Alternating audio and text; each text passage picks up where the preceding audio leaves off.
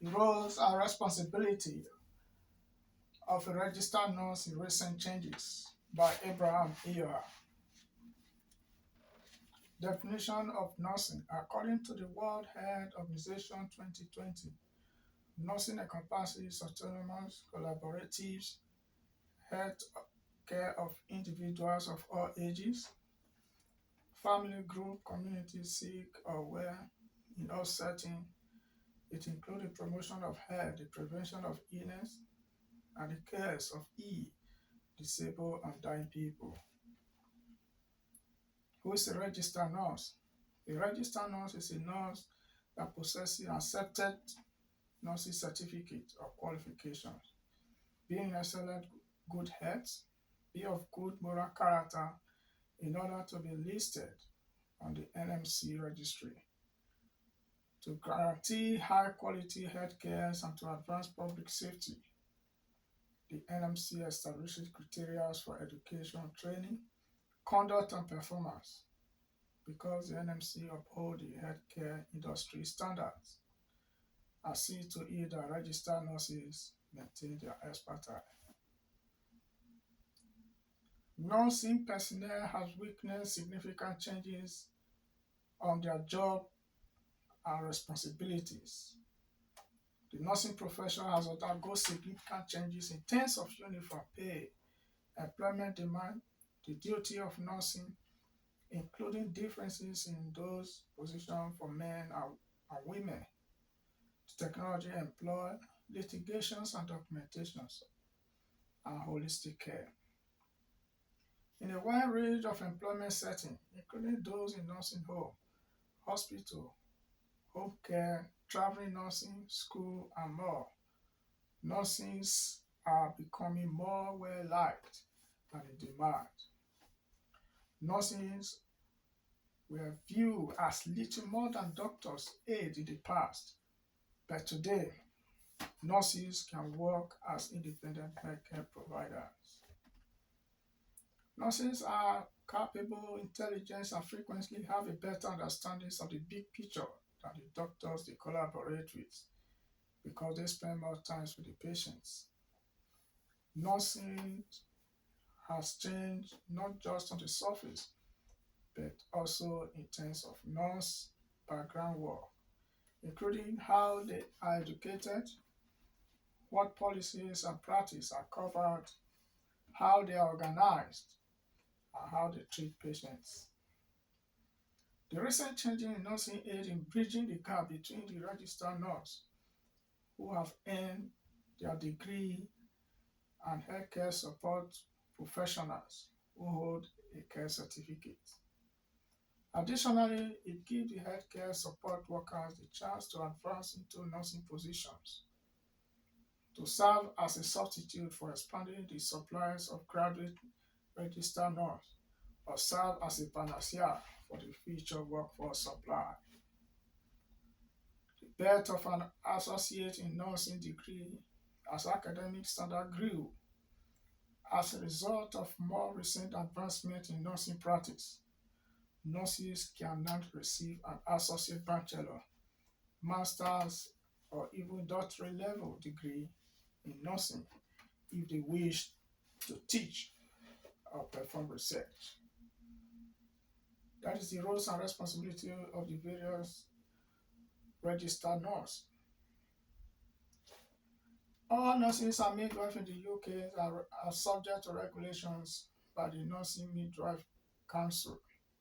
Under the Nursing and Midwife Council ordered by the Parliament in 2001, the purpose is to keep a register of nurses, midwives, and health visitors through settings and monitoring standards of education, practice, and behavior, and managing complaints concerning misconduct and unfitness to practice of individuals on the register. According to the list X, NMC was established by British Parliament 2003. All postgraduate nurses must meet the NMC eligibility requirement in order to take the competency test and be placed on the NMC register. Applicants must register and pay to take the test once their eligibility has been verified. Since April 2006, it has been the duty of registered nurses to verify their fitness to practice every 3 years by renewing their registration. To ensure their place on the register, applicants must also meet the high standard, which includes 450 practice hours, 35 hours of CPD, 5 pieces of practice-related feedback, 5 written reflective accounts, a reflective discussion with the NMC registrar, a health and character declarations, suitable professional indemnities or insurance arrangements, and confirmation that all requirements has been met. NSC 2019. The MFC routinely released guidelines to keep all registrants informed of audits and to serve as a reminder of their need to abide by the NSC code, the professional standard and licensed nurse, midwives, and nursing associates must uphold to all that are outlined in the code. Being a members of the profession require a commitment to ethical norms. NSC 2015. Those are the various parts of NSC codes, professional standard practice and behavior for nurses, midwives, and nursing associates. This code was created to keep registered nurses and midwives and nursing associates who are members of the NMC accountable for their conducts, particularly if they violate their professional standards. The code is enshrined in law. Situations where working could be compromised include those caused by inadequate staffing, unprofessional attitudes among professionals, or a lack of resources and directions. These should be brought up with the employers, the NMCs, and the union. Complete non-compliance with the NMC code may result in regulatory body disciplinary actions or possibly legal actions. For instance, accusation of wrongdoing, moral failing, incompetent against nurses are possible. All healthcare professionals must be open and honest to patients. They must be honest with patients when something goes wrong with the treatment or cares or causes, or has the potential to cause harms or distress, according to the guidance on the professional duty of candor published by the NMC June 2015. The clinical governance programs keep an eye on clinical auditing, clinical effectiveness, clinical education and training, research and development, and risk management to raise the bar for clinical practice. Clinical governance is used by nurse leaders to guarantee patients receive the greatest care. For instance, processes are put in place to lower risk. Audits are conducted to gauge the levels of service. Trainings are provided to employees to ensure they have current relevant information and the ability to pick up new skills. And it is ensured that personnel is supported in clinical setting. Healthcare setting demands a lot of greater attention to details and collaborations among medical specialties. All staff members must be at their best in terms of their ability to communicate clearly, as without this, the team may not function effectively together and may not satisfy the patient's needs. A shared strategy in which each team members operate within their areas of expertise is the first step to effective communications and teamwork in a diverse team. The NMC Code 2015 emphasizes communication skills frequently because it is among the most important skills for nurse to have. Registered nurses must speak, listen, and respond while defending the rights and needs of each patient individually. This includes speaking in a way that could be understood, adapting to the patient's and their family linguistic needs, and most importantly, always remaining culturally aware. The person informs and clear consent must be obtained and recorded, and they should be notified of how their information will be used. Sharing of information is only permitted in accordance with the NMC Code Section 5 regulations.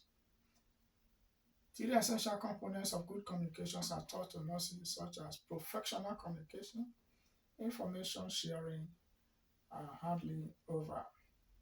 In addition, nurses must take into account both verbal and non-verbal communication techniques, such as body language, voice intonations, and facial expressions. Both patients, cares, and interaction with families and other members of staff depend on these effective communications. Each team member needs to be dedicated to helping the group and successfully work together. A shared objective and a predetermined structures for reviewing progress should exist through effective communications. The team should also have a coordinator in charge of managing the patient treatment strategy in a multidisciplinary team. A nurse's responsibility extends beyond patient care. The patient is at the center of the care they receive, as registered nurses use a variety of tools to collaborate with them. The methodological techniques used in the nursing procedures. In order to organize multidisciplinary teamwork, nurses now proceed through a series of connected steps, including data gathering and evaluations, nursing diagnosis using clinical judgment, planning using nursing interventions, the execution and approvals of the care plan, and ongoing assessments. These procedures, which are based on Maslow hierarchies of requirements, enable nurses to evaluate patients holistically, taking into account their physical, psychological, spiritual, and social needs. These enhance the standard of clinical practice. The strengths of multidisciplinary approach help nurses and other medical professionals to use active listening to comprehend the thoughts and feelings of others in order to function effectively in a partnership with patients and their colleagues. Mutual understanding is also improved when relationships are built and maintained, but it takes persistent work.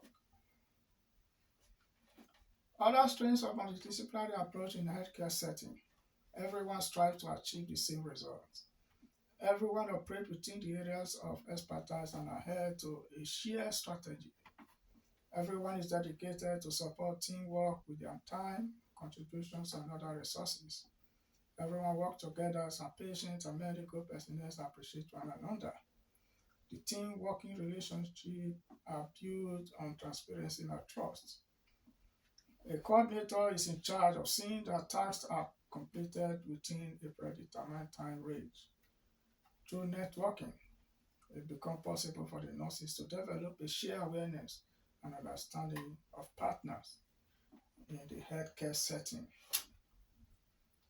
Limitation of multidisciplinary approach in the healthcare setting. Patients and their family may find multidisciplinary treatment complexing since it exposes them to a wide range of specialists and services.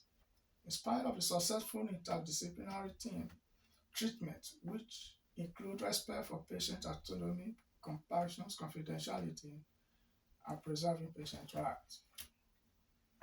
Other limitations of multidisciplinary approach in healthcare settings are the possibilities of adequate communication, confusions, personality conflicts. A shared aim may take precedence over a person's professional aspirations. Lack of time for developing and building reflective clinical management teams. The challenges of balancing and hearing everyone's contributions.